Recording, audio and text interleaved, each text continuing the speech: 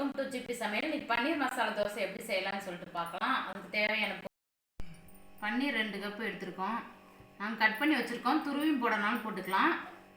Butter, அப்புறம் தனி மிளகாத்தூள், கரம் மசாலா, சீரகத்தூள், மஞ்சத்தூள், மிளகாய் ஒரு 5 மிளகாய், கொத்தமல்லி தழை, 3 பெரிய வெங்காயம், தக்காளி, கொடை மிளகாய், புதினா, இவ்வளோதான் தேவையான பொருள். நான் எப்படி செய்யலாம்னு சொல்லிட்டு பார்க்கலாம்.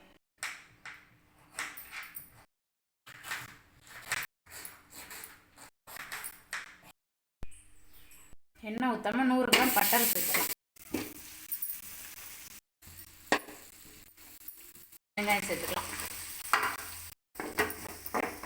பச்சை மிளகாவையும் கொடை மிளகாவையும் சேர்த்துக்கலாம்.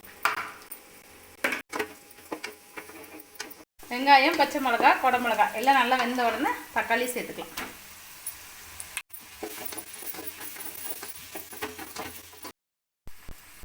உப்பு சேர்த்துக்கலாம். மசாலா சேர்த்துக்கலாம். மஞ்சத்தூள், தனி மிளகாத்தூள், கரம் மசாலா, சின்ன சீரகம்.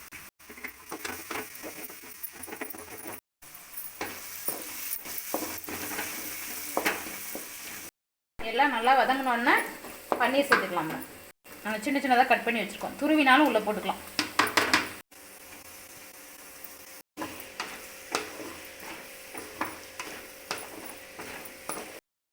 புதினா, கொத்தமல்லி தழை சேர்த்துக்கலாம்.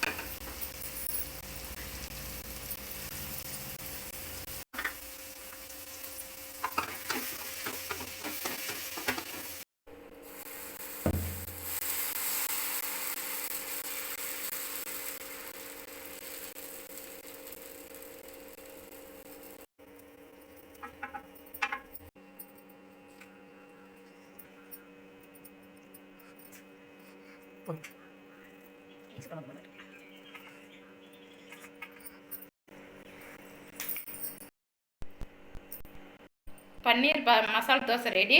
நல்லா டேஸ்ட்டாக இருக்கும். இதுமாதிரி செஞ்சு நீங்களும் சாப்பிடுங்க.